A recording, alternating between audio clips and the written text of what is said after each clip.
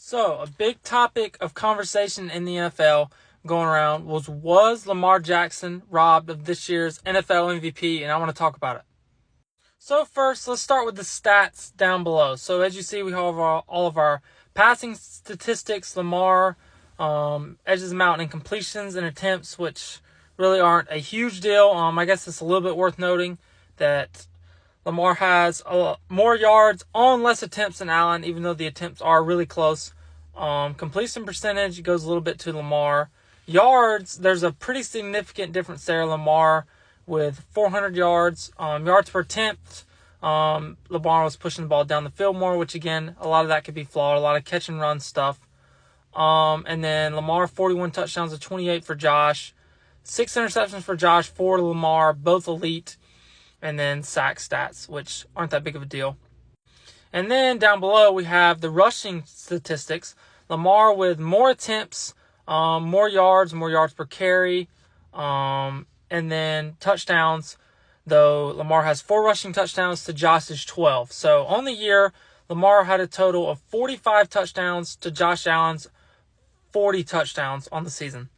So Lamar finishes with over 5,000 yards on the season and over 800 more total yards than Josh Allen. So both great numbers, both elite numbers. Obviously Lamar's numbers are better, but let's talk about it of whether Lamar should have won MVP or not. I think that the way the MVP has gone in the NFL is it's normally a stats award. It's been a stats award. Seems like every year it's a stats award and a team wins award.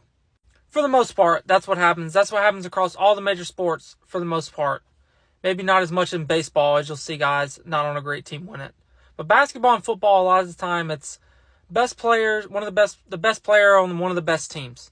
So in this case, both of these guys played on really good teams, so you would think it would come down to stats. But I don't necessarily think that MVP always has to be a stats award. In fact, I don't think it should be. I think a lot of it should be eye test. And I think a lot of it should lean on, if you're going to call it the most valuable player, then who's the most valuable player to their team and not just who had the best stats. But obviously, stats do tell a lot of the story a lot of the time. So I want to talk about it. So first I want to throw it out there. If I had a vote for the NFL MVP, which obviously I don't, I would have voted for Lamar Jackson. But it would have been really close. And that being said, I also think that Josh, even though the stats are not in his favor, was well deserving of this award. And I want to talk to you about why, even now that we've just ran over the stats. So one thing to talk about with these teams is both of these teams like to run the ball. They're run-first teams. Buffalo comes in at 9th in the NFL in yards per game. Baltimore all the way up there at 1. So you'll hear some talkings about how Lamar put up all these stats and like he has Derrick Henry. It's insane that he was able to do that. The fact of the matter is both of these guys only put up the stats that they have to put up. They probably could have both put up more. Both of these teams want to run the football.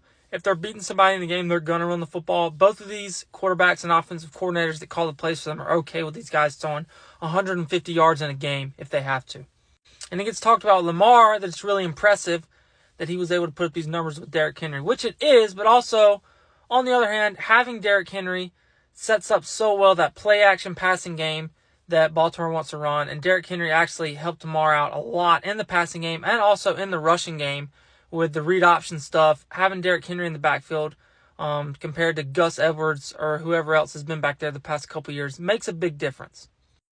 But also on the other hand, as we saw, the Bills' rushing offense is no slouch either. They have a great run-blocking offensive line. James Cook had an incredible year, and that also helps Josh Allen out, but not to the extent that I think Derrick Henry helps out Lamar Jackson with his numbers. And back to the numbers for a second. This is the reason that I don't want to get so caught up in the numbers like we always do, is the Bills won 13 football games this year.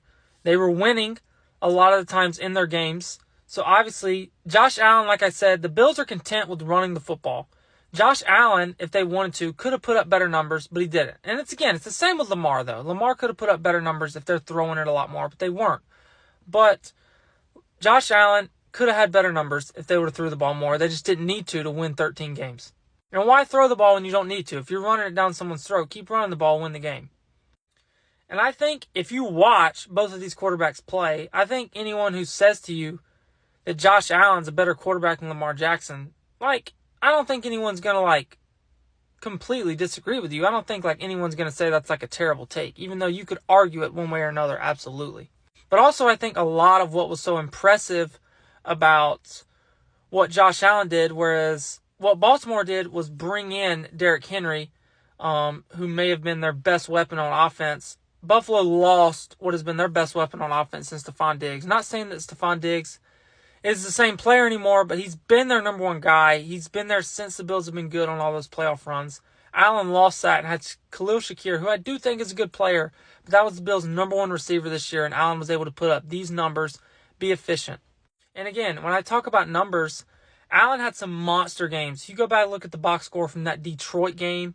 You go back and look at the box score from those Rams games. When they had to throw the ball in those high-scoring games, he can do it. I mean, he could have easily threw for 4,500 yards this year. He just didn't have to. Also, another big thing to bring up. Josh Allen was the first player since Steve McNair in 2003 to not be on the All-Pro first team and win the MVP. It was also the first time since Adrian Peterson in 2012 that the quarterback that was the first team All-Pro wasn't also the MVP. So it's been over a decade since that happened, which is nuts, but it makes sense. I say all this to say, it was a great race.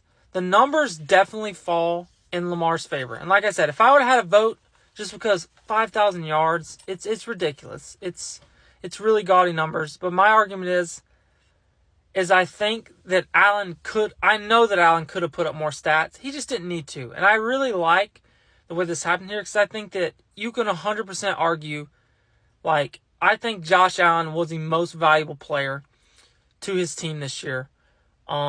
He could have put up better numbers if they needed him to. They just didn't need him to because their run game was so good.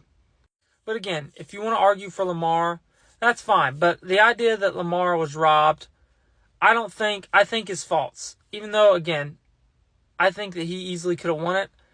I don't mind Josh Allen getting it here. You can also argue voter fatigue. Like, you have the whole NBA voter fatigue thing, like MVP voter fatigue. Like, I think we see a lot of that going on right now. Like, Shai Gilgeous-Alexander is going to win MVP this year, and I think Jokic should probably win it in the NBA. Like, LeBron should have like 7 or 8 MVPs, but he doesn't. But I don't think this was a voter fatigue situation. I think this was just a unique situation where they didn't vote based on the stats. And I don't mind that. I don't think that's a bad thing. I think that's how it should be. Like, obviously stats are important. Obviously, like, we chart all these things for a reason. But I don't think all the time they have to be the tell-all, be-all. And again, like, when you watch these two guys play, like, you can make an argument that one's better than the other. But I have no problem with Josh Allen getting this MVP.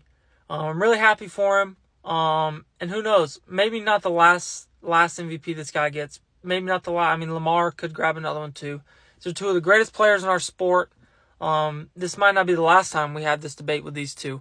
But overall, it was a really entertaining MVP race. I think it's really cool when it comes down to the wire like that.